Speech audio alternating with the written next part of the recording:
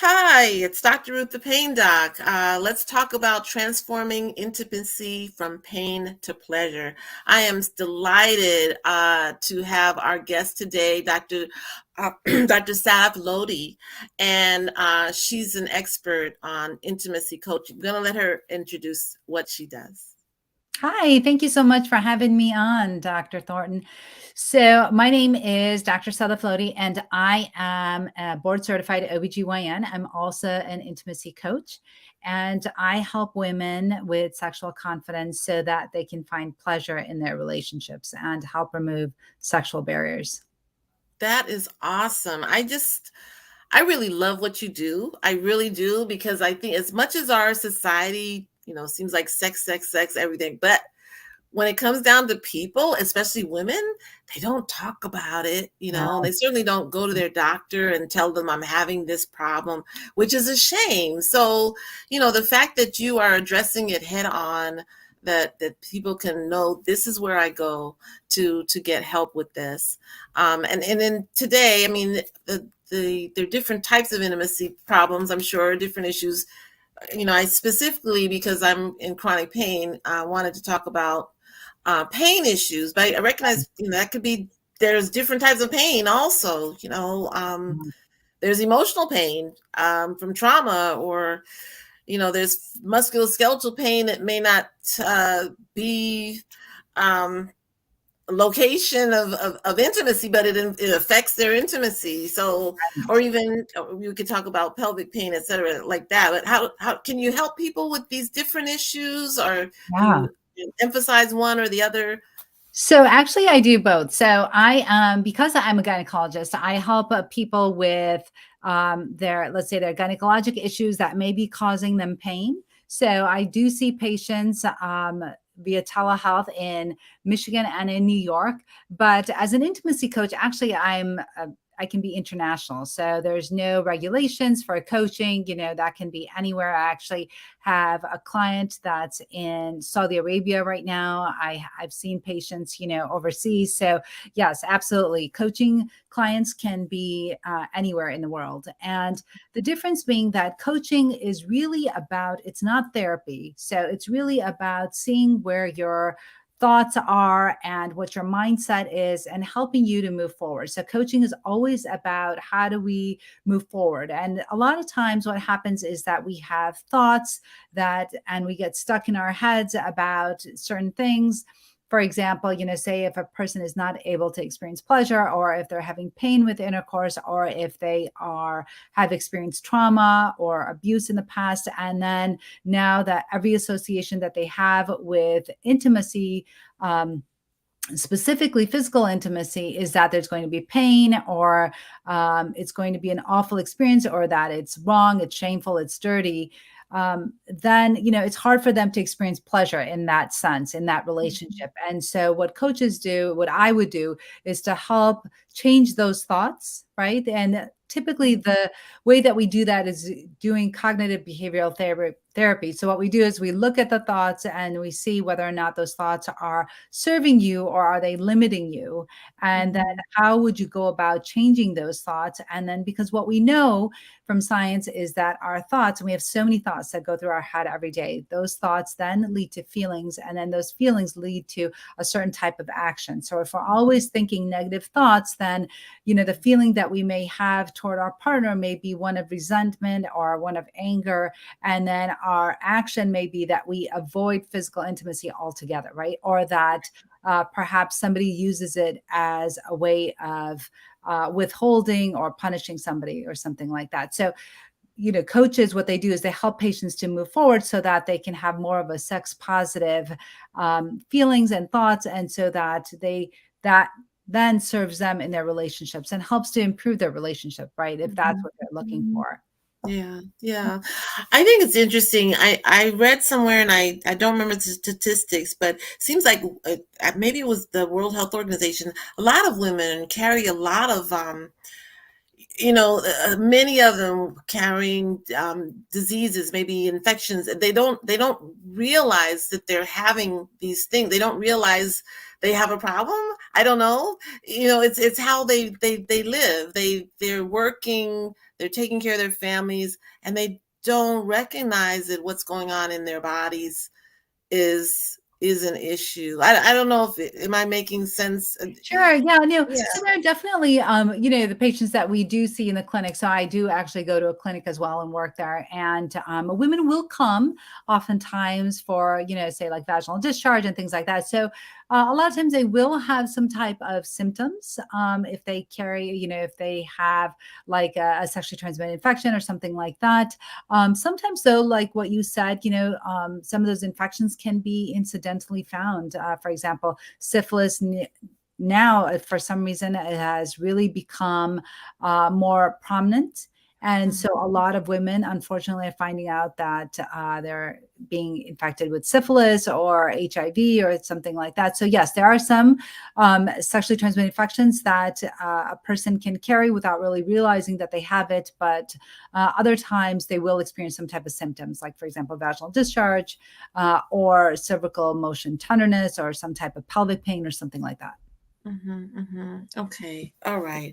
So yeah, I guess I just wanted to emphasize if someone's having pelvic pain, not to just keep walking around with Yeah, it. totally. Make sure they see their doctor. Well, me dealing with chronic pain, I always wonder. I see people, maybe they've had back issues and they don't see anybody, and they let it kind of keep going and going. And I wonder, why are you doing that? Right. Maybe it's treatable. Maybe something could be done before it gets worse. Yeah. But anyway, um, are there any, you mentioned coaching, what ways people can think? Are there any other things if somebody's having issues around sex, maybe they're fearful, like you said, because it was painful or has been painful or they've been abused. Um, any other things that you when you work with people that you recommend them try to do? Yeah, Um, yeah, like that. absolutely.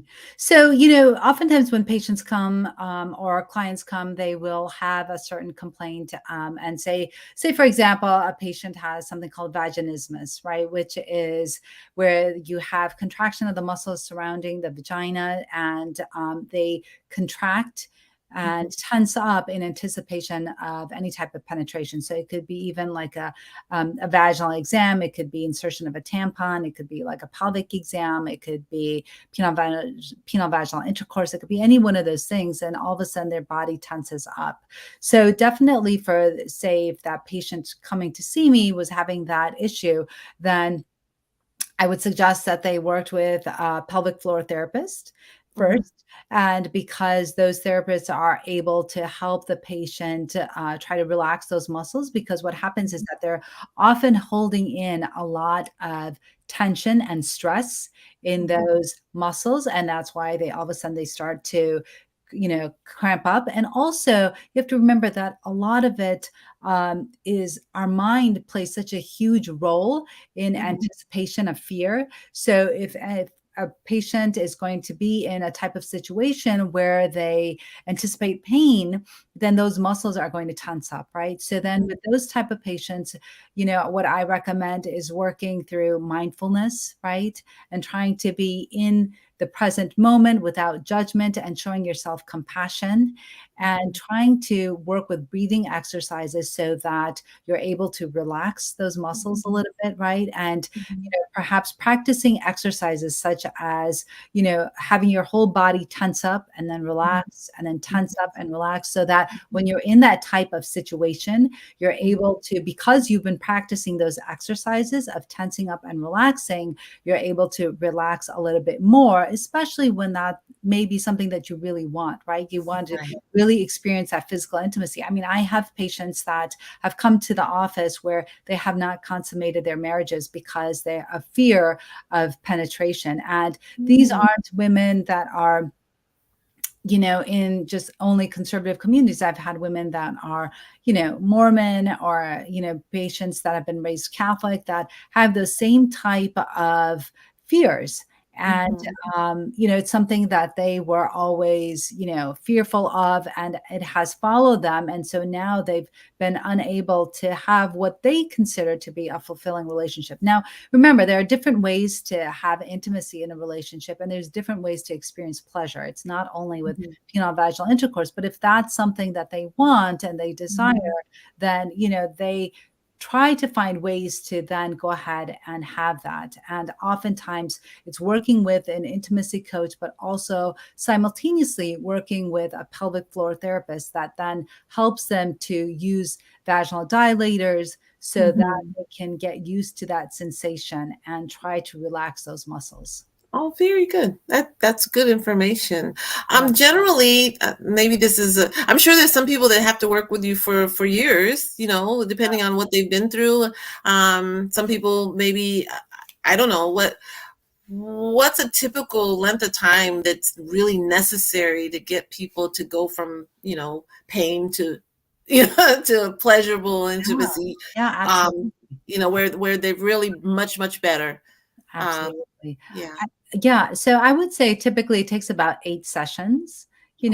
and what it is that so I have a whole course, and so Mhm. what that course does is it breaks up, those sessions into 2 sessions each, and that course has 4 modules, and so basically we go through mindset, which is the first 2, sessions, and then we'll go through the anatomy, and you'd be surprised how many women do not know their own anatomy and know what Mhm. it's capable of. And Mhm. so then we go through the anatomy, and then we also go through giving yourself permission. So I think Mhm. that's also a big thing. Oftentimes, when a person or a client is raised in a sex negative environment, they often don't give themselves permission to experience pleasure.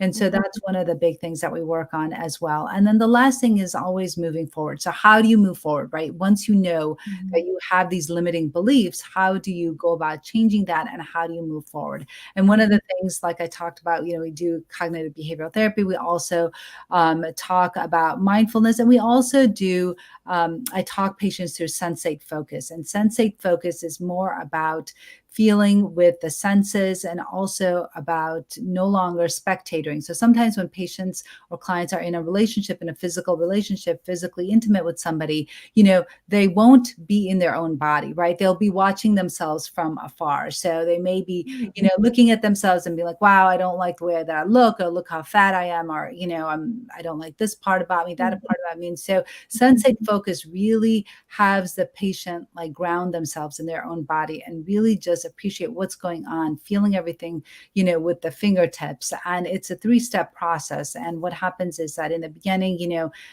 both of the patient and their partner is, they don't have clothes on and they just touch each other, but it's non-genital touching, right? And so just to kind of explore and be curious, and it really is like it takes a person through a stepwise process so that there's no pressure, and intercourse is off the table. So it's none of that.